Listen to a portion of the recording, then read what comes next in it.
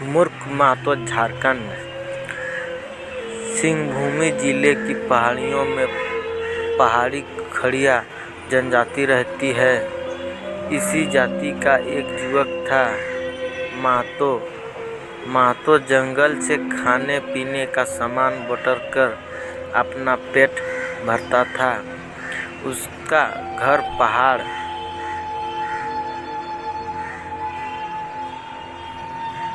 की एक चोटी पर था। महतो हर काम जल्दबाजी करता था। कोई बार उसे अपनी गलतियां की सज़ा भी भुगतनी पड़ती थी, किंतु उसके कान पर जूं तक न रेंगती थी। एक बार वो रात को झरने के पास बैठ बांसुरी बजा रहा था, तभी उसकी नज़र एक सुंदर हाथी पर पड़ी। हाथी के शरीर पर बहुमूल्य आभूषण थे। उसके देखते ही देखते वो हाथी आकाश में उड़ गया। तब महतो की समझ में आया कि वह तो इंद्र का हाथी ऐरावत था। अगली रात महतो फिर उसी स्थान पर आकर बैठ गया। उसने हाथी को घूमते देखा तो मन ही मन कुछ निश्चय कर लिया। जैसे ही ऐरावत उड़ने लगा तो वह उसकी पूंछ पकड़कर लटक गया। हाथी उसे स्वर्गलोक में ले गया। स्वर्ग की जमावट देखकर महतो हैरान रह गया। वहाँ वृक्ष फलों से लदे थे, दूध की नदियाँ बह रही थी, चारों तरफ फूलों की खुशबू ही खुशबू थी, पकवानों से थाल भरे थे। महतो का वहाँ किसी ने नहीं देखा। वह जी भरकर घूमा, उसने पेट भरकर खाना खाया और पेड़ की छांव में सो गया।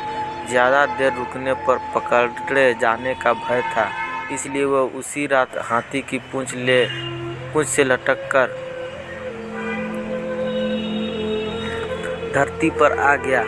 महतो ने घर आकर माँ का सारी बात बताई तो उसने विश्वास नहीं किया।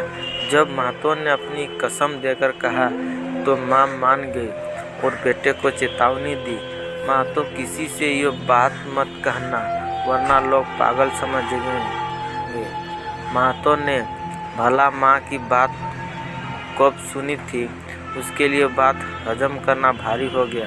उसने गांव के मुखिया से जाकर कहा, वाह भाई, स्वर्ग के तो क्या कहने, हरियाली देखकर आंखें शीतल हो गई।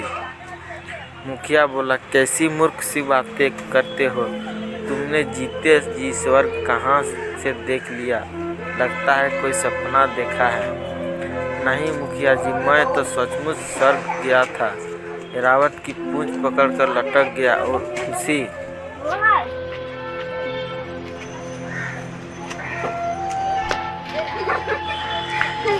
तरह वापिस भी आ गया। कहो तो आपको भी ले चलूं। मुखिया ने सोचा कि चलो इस बहाने पता भी चल जाएगा कि कहीं महतो गप तो नहीं मार रहा है। मुखिया अपनी पत्नी को बताने गया तो वह पीछे पड़ गई। वह भी साथ जाना चाहती थी। इसी तरह मुखिया की माँ, बाप, बच्चे और बुआ आदि साथ जाने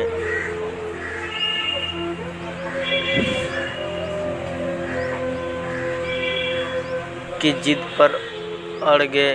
महतो की माँ ने उसे लाख समझाया कि वह किसी को भी साथ न ले जाए, पर उसने एक न सुनी। अगली रात ऐरावत हाथी पृथ्वी पर उतरा।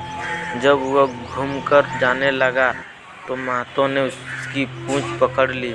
मुखिया ने महतो को कमर से पकड़ लिया। इसी तरह उसकी पत्नी, माँ, बुआ और बाप आदि ने एक दूसरे को कसकर थाम लिया। जब ऐरावत आकाश में उड़ा तो ऐसा लग रहा था मानो उसकी दुम के साथ उछल तारा बंधा हुआ हो। मुखिया बेचारा घबराया हुआ था। अपनी घबराहट छिपाने के लिए उसने महतो से पूछा, क्या स्वर्गलोक बहुत बड़ा है? महतो बोला, हाँ सचमुच बहुत बड़ा है। मुखिया ने पूछा, क्या हमारी पृथ्वी से भी बड़ा है? महतो ने बात करते करते अचानक दोनों हाथ फैलाकर कहा, हमारी पृथ्वी से तो इतना बड़ा है। उसके हाथ छोड़ते ही सभी पृथ्वी की ओर गिरने लगे। ऐरावत तो स्वर्ग लोक पहुँच गया, किंतु वे सभी गिरकर मर गए। वह छिप तो है, मूर्ख व्यक्ति का साथ कभी न दे, नहीं तो वही हाल होगा जो मुखिया के परिवार का हुआ।